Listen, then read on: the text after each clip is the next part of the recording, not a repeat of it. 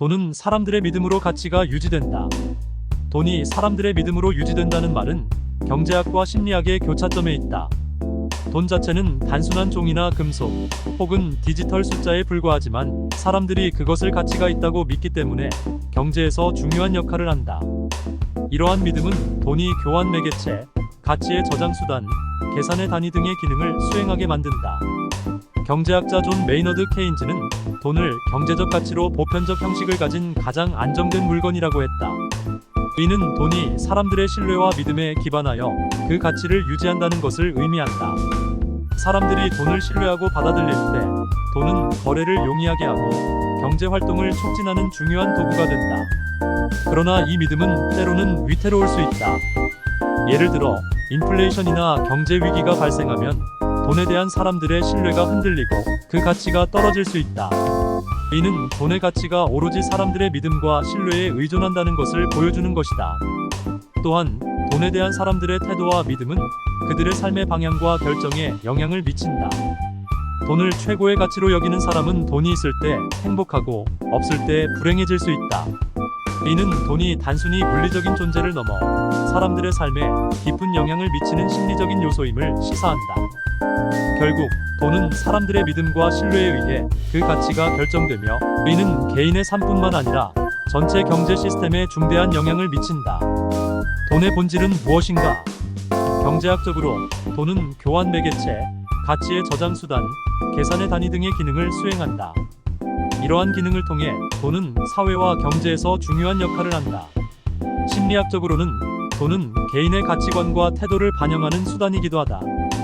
사람들은 돈을 통해 성공, 안정성 또는 자유 등을 추구하며 이는 각자의 삶에 영향을 미치는 심리적 요소로 작용한다. 또한 돈의 가치는 금리와 같은 경제적 요소에 의해 결정되며 이는 돈의 유동성, 인플레이션, 경제 상황 등에 영향을 받는다. 금리를 이해하는 것은 돈의 본질을 이해하는 데 중요한 부분이다. 종합적으로 돈의 본질은 그것이 가지는 다양한 기능과 사람들의 믿음, 경제적 요소들에 의해 형성되며 이 모든 것이 결합하여 돈의 가치와 중요성을 만들어낸다. 돈은 단순한 물리적 존재를 넘어서 우리의 삶과 사회 전체에 깊은 영향을 미치는 복잡한 개념이다. 돈의 역사는 인류 문명과 밀접하게 연결되어 있다. 초기에는 물물 교환 시스템이 주로 사용되었지만 거래의 효율성을 높이기 위해 중간 교환 매개체가 필요하게 되었다. 이러한 필요에 의해서 화폐가 발생했고 다양한 형태의 물품 화폐가 사용되었다.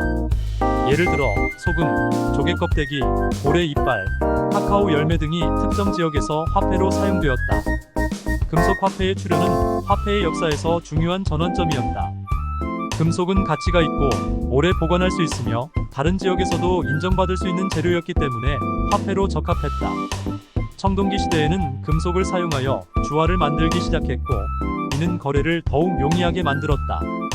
역사상 최초의 주화는 리디아 왕국에서 만들어진 것으로 금과 은의 합금인 일렉트럼으로 만들어졌으며 사자 머리가 그려진 주화가 발견되었다.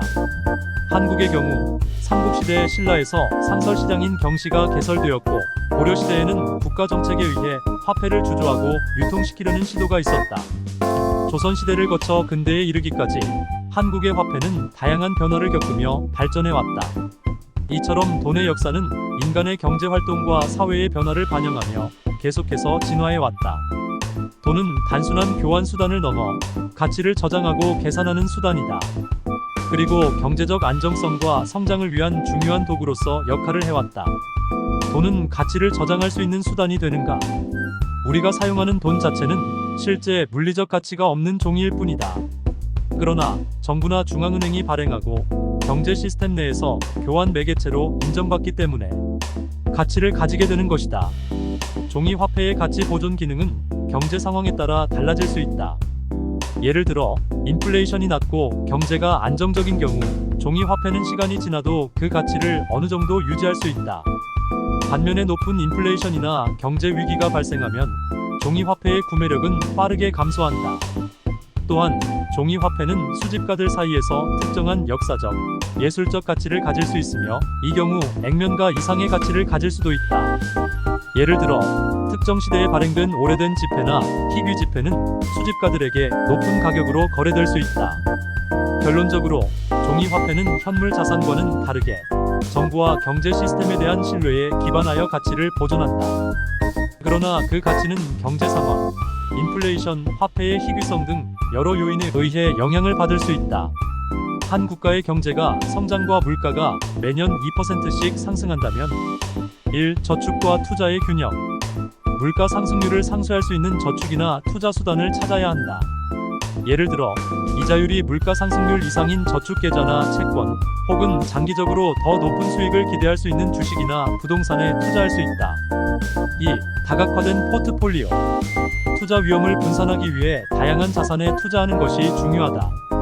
이는 경제 상황 변화에 따른 손실 위험을 줄이는 데 도움이 된다. 3. 인플레이션 보호 투자.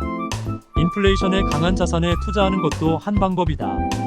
예를 들어 부동산이나 금과 같은 실물 자산은 일반적으로 인플레이션에 대한 좋은 보호 수단이다. 4. 금리 변동에 주의. 금리는 물가 상승률과 밀접한 관련이 있으며 중앙은행은 인플레이션을 조절하기 위해 금리를 조정한다. 따라서 금리 변동을 주시하고 이에 따른 투자 전략을 조정해야 한다. 5. 장기적 관점 유지. 경제 성장률과 물가 상승률이 동일하게 유지된다면 장기적인 관점에서 안정적인 자산 성장을 목표로 해야 한다. 단기적인 시장 변동에 휘둘리지 않고 장기적인 목표를 설정하는 것이 중요하다. 인플레이션으로부터 종이화폐 가치를 보호하는 투자 방법. 1. 주식 투자. 주식은 기업의 소유권을 나타내며 기업의 성장과 수익에 따라 가치가 증가할 수 있다. 주식 투자에는 직접 개별 주식을 구매하는 방법과 주식 시장에 대한 광범위한 접근을 제공하는 뮤추얼 펀드나 ETF 상장 지수 펀드를 통한 방법이 있다. 또한 역사적으로 배당금을 지급하는 주식은 인플레이션 기간 동안 좋은 성과를 보여주었다. 특히 인플레이션이 높았던 시기에 배당금을 인상한 주식들이 전체 주식 시장보다 우수한 성과를 올렸다고 한다. 2. 채권 투자.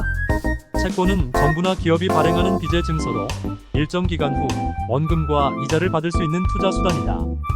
채권은 일반적으로 주식보다 위험이 낮지만 수익률도 낮은 편이다. 3. 금은 전통적으로 인플레이션에 대한 해지로 여겨져 왔다.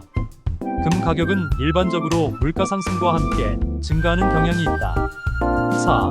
부동산 투자. 부동산은 임대 수익을 창출하거나 가치 상승을 기대할 수 있는 투자 방법이다. 그 밖에 인플레이션 연동 채권, 파생상품, 비트코인, NFT, 미술, 시계, 명품, 신발 등 다양한 투자 종류가 있다. 투자 결정을 내리기 전에 자신의 재정 목표, 투자 기간, 위험 감수 능력을 고려하는 것이 중요하다. 또한 투자에 대한 충분한 지식과 정보를 갖추고 필요한 경우 재무 고문의 도움을 받는 것이 좋다. 각 투자 방법에 대한 자세한 정보는 전문가와 상담하거나 신뢰할 수 있는 금융 교육 자료를 참고하는 것이 유익할 것이다. 이 영상을 보는 모든 사람들은 각자 많은 공부를 하고 장기적인 계획과 전략을 세워 화폐 가치를 지키고 성투하길 바란다.